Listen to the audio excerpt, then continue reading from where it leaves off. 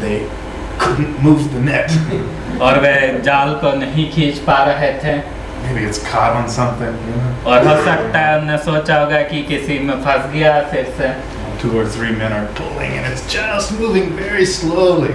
और 2-3 लोग मिल के खींच रहे हैं और बहुत मुश्किल से वो खींच पा रहा है धीरे धीरे। Finally, Big Peter comes and he takes the net and he pulls it hard and it starts to come up. और पतरस आकर फिर से दम लगा के खींचने की कोशिश करता है और जाल धीरे धीरे आने लगता है। And again, as the net approaches the surface of the water, they see so many fish. और फिर से जब पानी की सतह पर जाल आता है तो बहुत सारी मछलियों को देखते हैं। The men's eyes are so wide now, maybe they're going to fall into the water. और उनकी आंखें आश्चर्य से शायद इतनी ज़्यादा फैल गई होंगी कि अब वे पानी में गिर पड़ने वाली स्थिति में हों। John turns to Peter and says, "That man is Jesus."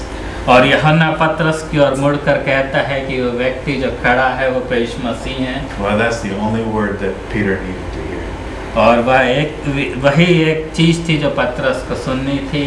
He took his robe and put it on and he jumped into the water. उसने अपने अंगरखे को अपने ऊपर कसा और वो पानी में कूद गया। I don't know why he put his robe on first and then jumped in the water, but anyway, that's what he did. मुझे नहीं मालूम कि उसने अपने अंगरखे को पहले क्यों कसा और फिर क्यों कूदा। And he swam as fast as he could to Jesus. और वह जितनी तेजी से तैर सकता था उतनी तेजी से तैर कर यीशु मसीह के पास गया। When he reached the shore, he found that Jesus was standing next to a coal fire. और जब वो किनारे पर पहुंचा तो उसने पाया कि यीशु मसीह एक कोयले से अंगारे के पास खड़े हुए हैं। And on the fire there were some fish and some bread. और उस कोयले के अंगारे के ऊपर कुछ मछलियाँ थी और कुछ रोटियाँ थी। And so Jesus sat down with the disciples and they ate breakfast there. और यीशु मसीह शिष्यों के साथ बैठ गए और उन्होंने वहाँ पर अपने सुबह का भोजन किया। And nobody even wanted to speak. They were just so amazed by Jesus. और कोई भी कुछ बोलने को तैयार नहीं था क्योंकि वे बहुत ज़्यादा आश्चर्य में थे। Finally, after breakfast was finished, Jesus just took Peter aside and said, "Let's go for a walk." और जब सुबह का भोजन खत्म हो गया तो यीशु मसीह ने पतरस को साथ में लेकर कहा होगा कि चलो हम थोड़ा चल के आते हैं। For some time, the two walked in silence. और दोनों शायद कुछ देर तक चुपचाप चलते रहे। And then Jesus said, "Peter, do you really love me more than these other guys?"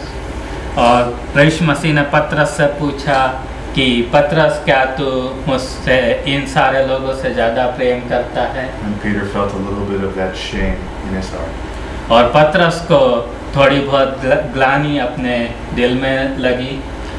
And he said, "Lord, you know that I love you." और पतरस ने कहा कि प्रभु जी आप जानते हैं कि मैं आपसे प्रेम करता हूँ। They walked on and Jesus asked again.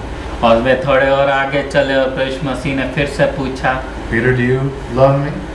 पतरस क्या तू मुझसे प्रेम करता है? Peter said, "Lord, you know that I love you." और पतरस ने कहा कि प्रभु जी आप जानते हैं कि मैं आपसे प्रेम करता हूँ। And then a few minutes later, Jesus asked a third time. और कुछ मिनट बाद यीशु मसीह ने फिर से तीसरी बार पूछा कि पतरस, "Peter, do you really love me?" पतरस क्या तू मुझसे सही में प्रेम करता है? And Peter's heart just broke. और पतरस का हृदय बहुत उदासी में आ गया।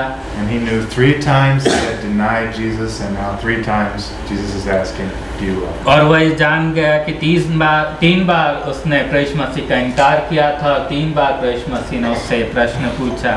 And so Peter, just his eyes filling with tears, he said, "Lord, you know everything. You know that I love you." और पतरस की आंखें भर आई और उसने यीशु मसीह से कहा कि प्रभु जी आप जानते हैं सब कुछ, आप जानते हैं कि मैं आपसे प्रेम करता हूँ। So Jesus said, "Take care of my people." और तब यीशु मसीह ने कहा कि मेरे लोगों की देखभाल कर।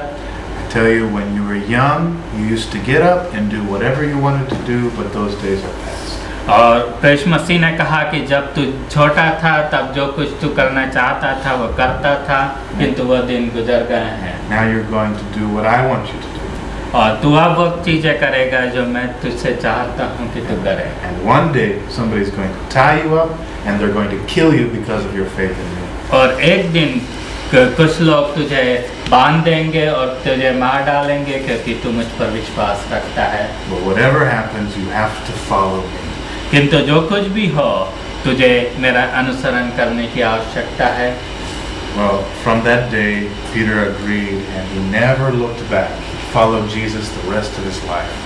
और उस दिन पतरस ने इस बात को स्वीकार किया और उसके बाद से पतरस ने कभी भी पीछे मुड़कर नहीं देखा और वह जिंदगी भर प्रभु मसीह के पीछे चलता रहा।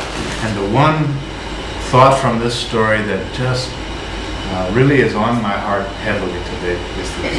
और एक विचार जो मेरे दिमाग में बहुत ही ज़्यादा इस कहानी के पढ़ने के बाद है वो यह है। Sometimes I feel shame. Sometimes I feel that there's some distance between me and God.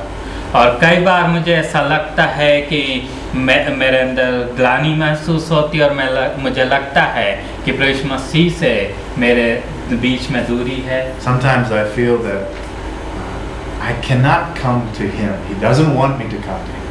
और कई बार मुझे लगता है कि मैं प्रभु मसीह के पास नहीं आ सकता, प्रभु मसीह नहीं चाहते कि मैं पास आऊँ। This story has reminded me very powerfully that it is God's pleasure to reconcile us to Himself. किंतु ये कहानी मुझे इस बात को याद दिलाती है कि यह प्रभु मसीह की इच्छा है कि वह हमसे मेल मिलाप कर ले। We don't have to manipulate God and make Him reconcile with us. He already wants to do so. हमें परमेश्वर को किसी तरह से हमारे साथ मेल मिलाप करने के लिए कुछ करने की आवश्यकता नहीं है। वह चाहता है, पहले से ही चाहता है कि हमसे मेल मिलाप करें। And as we recite every week from Colossians chapter 1, और जैसा कि हम कुलुस्सियों के पहले अध्याय में से हर हफ्ते पढ़ते हैं, God is pleased to have all His fullness dwell in Jesus. और परमेश्वर इससे प्रसन्न था कि सारी परिपूर्णता प्रभु मसीह में वास करे। God is pleased through Jesus to reconcile all things to Himself. और परमेश्वर इस बात से प्रसन्न है कि हमें प्रभु मसीह के द्वारा परमेश्वर से मेल मिलाप कर ले। By making peace through the blood of Jesus shed on the cross. और प्रभु मसीह ने जो लहू को क्रूस पर बहाया उसके द्वारा हमारा मेल मिलाप कर ले। So I just remind you today that God is seeking you and He's pursuing you. और मैं इस बात को याद दिलाना चाहता हूँ कि परमेश्वर आपके को चाहता है और आपके पीछे वह आपको खोज रहा है। Just like Peter, you just have to lay your hands down a little bit and say, "Okay, God, give me your peace." और हमें केवल ये करने की आवश्यकता है कि अपने आप को समर्पित करके परमेश्वर से मांग लें कि वह अपनी शांति हमें दे दें। Through Jesus, He will do that. और प्रभु मसीह के द्वारा वैसा करने को तैयार हैं।